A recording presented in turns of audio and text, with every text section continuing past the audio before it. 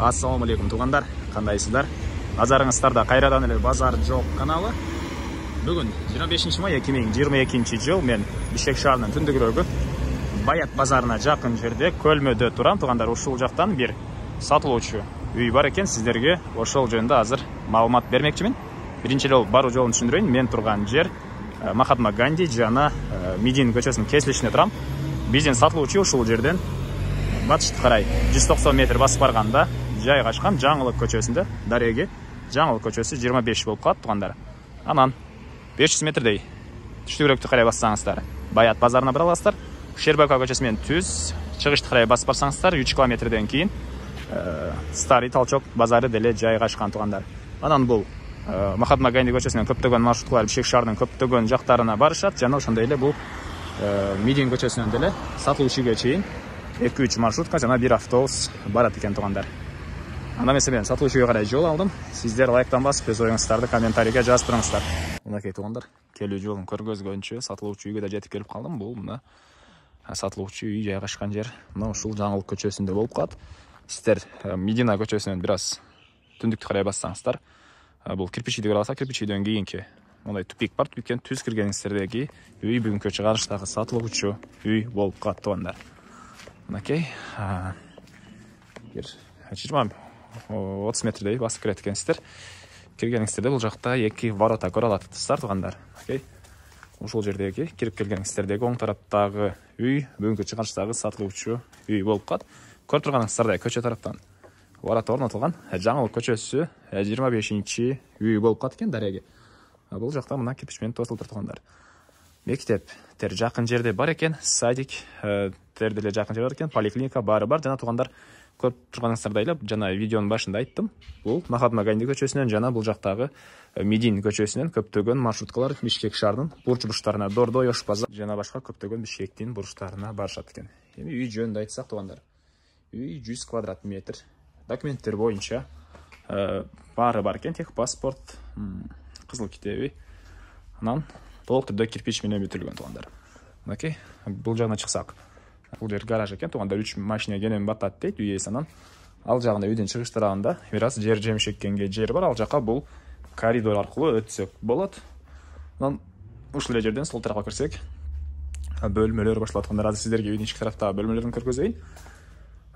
Суу, свет, канализация, газ баары бар экен. Канализацияны кошуу керек экен тугандар, калгандары баары бар. Мынакей, бул киргендеги биринчи бөлмө. Дуалдары обой, потолок гипсокартон жана чыгыш тараптан чоң пластик терезе орнотулуптур. Анан ушул эле бөлмөдөн калган бөлмөлөргө өтүп кетсек болот экен. Бул бөлмөлөр аралык коюлган эшиктер.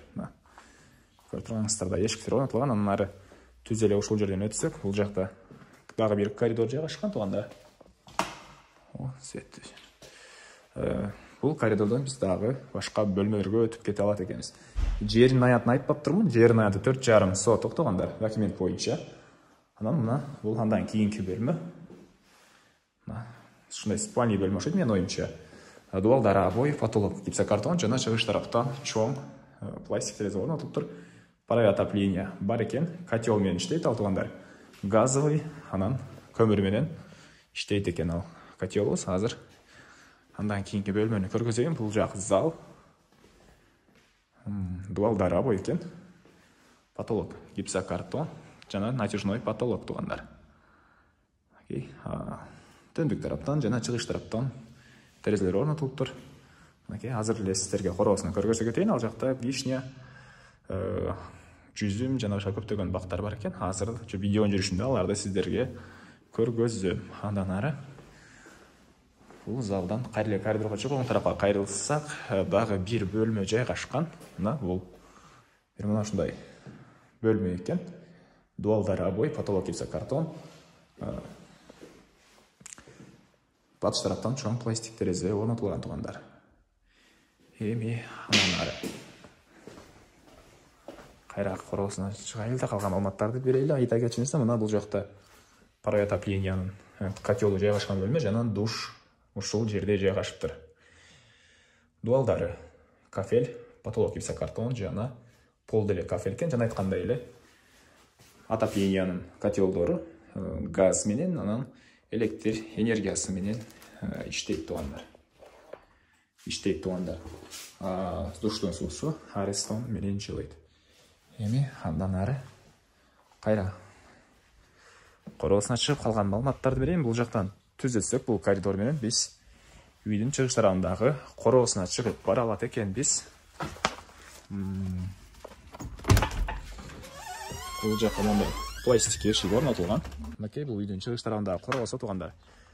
Сіздерге жана айттым канализация жөнүндө. Канализация бул жака келген, бирок киргизип алуу керек экен. Азыркы учурда канализация септикке куюлат туугандар.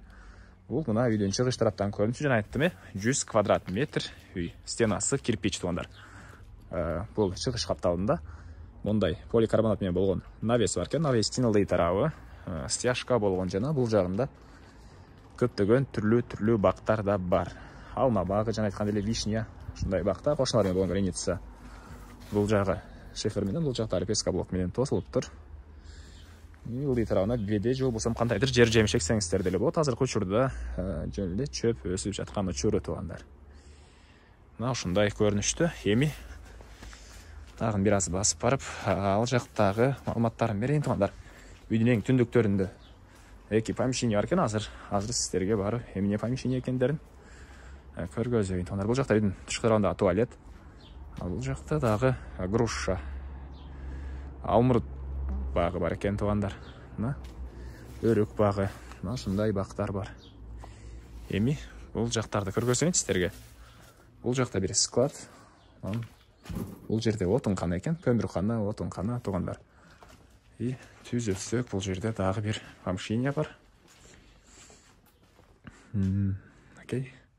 Мен оюмча эски склад окшойт. Сіздер қаласаңыздар келіп өз салсаңыз алып, қаласаңыздар біраз ремонт қылып, дагы бир кандайдыр склад катары колдонсоңуздар болот туугандар. Дагы эле айланып үйдүн мына батыш тарабындагы гаражга келип калдым. Бул жакта да бир чакан склад бар экен. Эмне маалымат калды туугандар? Бардык эле маалыматтарды бердим окшойт. Бул үйдүн баасыны $45,000 деп атышат. Сүйлөшүү болот туугандар. Эсинин номерин экранга калтырам. Звонок кылып сүйлөшүп көрүңүздөр. Үй негизинен жайгашкан жери дагы жакшы жерде экен. Бул жактан үйдөн өзүнөн эле бир 50 метрдей чыксаңыздар, Медин көчөсүнө чыгып, көптөгөн маршруткалар ошол жерден өтөт. Сиздер андан дагы көбүрөөк маршруткалар бар керек десеңиздер, дагы бир аз чыксаңыздар, Махатма Ганди көчөсү, ал жактан дагы ого өтөр маршруттар өтөт. Дордойго, окуу жайларга, микрорайондор жактарга, жана Ош базарына, ушул көптөгөн эле жакы түзмө-түз маршруткалар бар. Газ, канализациялар деле бар экен туугандар. Үй өзү 100 квадрат метр. Баасы $45,000, сүйлөшүү болот. Эсинин номерин экранга калтырам туугандар. Звонок кылып сүйлөшүп көрүңүздөр. Анан ушул видеону достор менен, группалар менен бөлүшсөңүздөр, мага үй ээсине сиздер чоң жардам берген болосуздар туугандар. Анда мен эместермен коштошом, кийинки чыгарышка чейин саламатта калыңыздар.